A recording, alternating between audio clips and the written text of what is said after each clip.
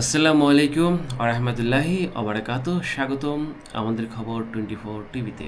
আমি মামুন আছি আপনাদের সঙ্গে। প্রবাসী ভাই ও বোনেরা, আপনাদের জন্য রয়েছে কুয়েত থেকে একটি গুরুত্বপূর্ণ আপডেট। বিশেষ করে যারা বর্তমানে কুয়েতে ভিজিট ভিসা অবস্থান করছেন এবং সেই ভিসা পরিবর্তন করে রেসিডেন্স ভিসা বা ইকামা নেওয়ার কথা ভাবছেন, তাদের জন্য এই খবরটি অত্যন্ত গুরুত্বপূর্ণ। তো এই ভিডিওটি শেষ পর্যন্ত দেখার জন্য অনুরোধ রইল কুয়েতে থাকা প্রবাসী ভাই এবং বোনদের জন্য। কুয়েতের ভিজিট ভিসা বা ভ্রমণ ভিসা থেকে নিয়মিত রেসিডেন্সি ভিসা রূপান্তর নিয়ে নতুন সংশোধনী এনেছে দেশটির সরকার। সম্প্রতি কুয়েত সরকার গেজেটে কুয়েত আল এ স্বরাষ্ট্র মন্ত্রণালয় 2026 সালে 1091 নম্বর সিদ্ধান্তে প্রকাশ করা হয়েছে।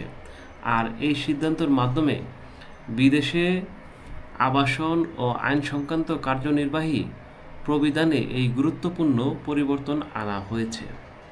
নতুন নিয়ম অনুযায়ী কুয়েতে ভিজিট ভিসায় থাকা কোনো বিদেশি যদি সেই ভিসা পরিবর্তন করতে নিয়মিত রেসিডেন্সি পারমিট বা ইকামা নিতে চান, তাহলে এখন থেকে সংশ্লিষ্ট ভিসা রূপান্তরের জন্য 150 কুয়েতি দিনার ফ্রি দিতে হবে।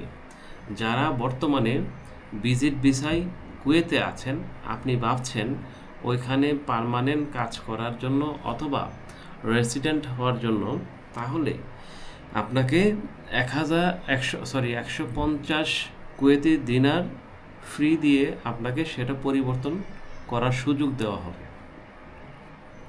তবে এখানে একটি গুরুত্বপূর্ণ বিষয় রয়েছে, সবাইকে এই 150 দিনার ফ্রি দিতে হবে না।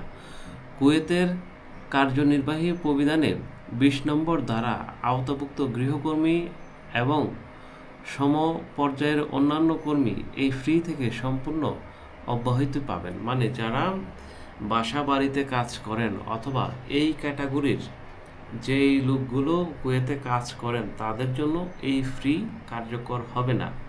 অর্থাৎ এই শ্রেণীর কর্মীর ক্ষেত্রে ভিজিট ভিসা থেকে রেসিডেন্সি ভিসা রূপান্তরের সুবিধা ফ্রি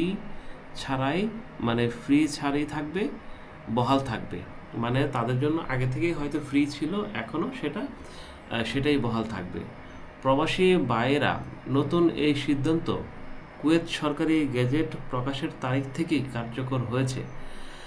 দেশটির স্বরাষ্ট্র মন্ত্রণালয় সংশ্লিষ্ট সব কর্তৃপক্ষ নিজ নিজ এখতিয়ার অনুযায়ী নতুন সিদ্ধান্ত অবিলম্বে বাস্তবায়নের নির্দেশনা দিয়েছে স্বরাষ্ট্র মন্ত্রণালয়। তাই যারা কুয়েতে ভিজিট ভিসায় রয়েছেন এবং ভিসা পরিবর্তনের পরিকল্পনা করছেন, তাদের অবশ্যই নতুন নিয়ম মাথায় রাখতে হবে। বিশেষ করে রেসিডেন্সি ভিসা পরিবর্তনের আগে আপনার ভিসার ধরন, পেশা এবং আপনি কোন ক্যাটাগরির আওতায় পড়েছেন, এসব বিষয়ে যাচাই করে নেওয়া আপনার জন্য অত্যন্ত গুরুত্বপূর্ণ। কারণ গৃহকর্মী সমপর্যায় কর্মীদের জন্য ফ্রি ছাড় থাকলেও অন্যদের ক্ষেত্রে 150 কুয়েতি দিনার ফ্রি প্রয়োজন হতে পারে। মানে শুধু গৃহকর্মী বা এই সমপর্যায়ে যে কর্মীরা আছেন তাদের জন্য 150 কুয়েতি দিনার দিতে হবে না, মানে 150 কুয়েতি দিনার দিতে হবে না। আপনারা আগের মতোই এই সুবিধাটা পাবেন। তবে মনে রাখবেন, শুধু এই ফ্রি পরিশোধ করলেই যে প্রত্যেক ভিসাধারীর রেসিডেন্সি ভিসা পেয়ে যাবেন, বিষয়টি এমন নয়। রেসিডেন্সি ভিসায় রূপান্তরের অন্যান্য যোগ্যতা ও সরকারি শর্ত ও প্রয়োজন থাকবে। মানে কুয়েত সরকারের যে শর্ত বা ক্রাইটেরিয়া আছে, সেই ক্রাইটেরিয়া ফুলফিল করলে আপনি আপনার ভিসাটি রেসিডেন্সি ভিসাতে রূপান্তর করতে পারবেন। তাই কোনো দালাল বা মধ্যস্বত্বভোগীর কথা সিদ্ধান্ত না নিয়ে কুয়েত সংশ্লিষ্ট সরকারের কর্তৃপক্ষের কাছ থেকে সর্বশেষ নিয়ম জেনে নেওয়ার সবচেয়ে নিরাপদ আপনার জন্য। প্রবাসী ভাইরা, কুয়েতে ভিসা রেসিডেন্সি সংক্রান্ত নিয়মিত পরিবর্তন এলে সেটি সরাসরি প্রবাসীদের জীবনে ও কাজের উপর প্রভাব ফেলতে পারে। তাই আপনারা যদি কুয়েতে থাকেন, তাহলে এমন গুরুত্বপূর্ণ আপডেট পেতে আমাদের চ্যানেলে চোখ রাখুন আমরা নিয়মিত প্রবাসীদের জন্য এই ধরনের সকল আপডেট দিয়ে থাকি। তো সবাই ভালো থাকবেন। আল্লাহ হাফেজ। দেখা হবে নতুন আরেকটি ভিডিওতে। সেই পর্যন্ত সবাই সুস্থ থাকুন, ভালো থাকুন। খোদা হাফেজ।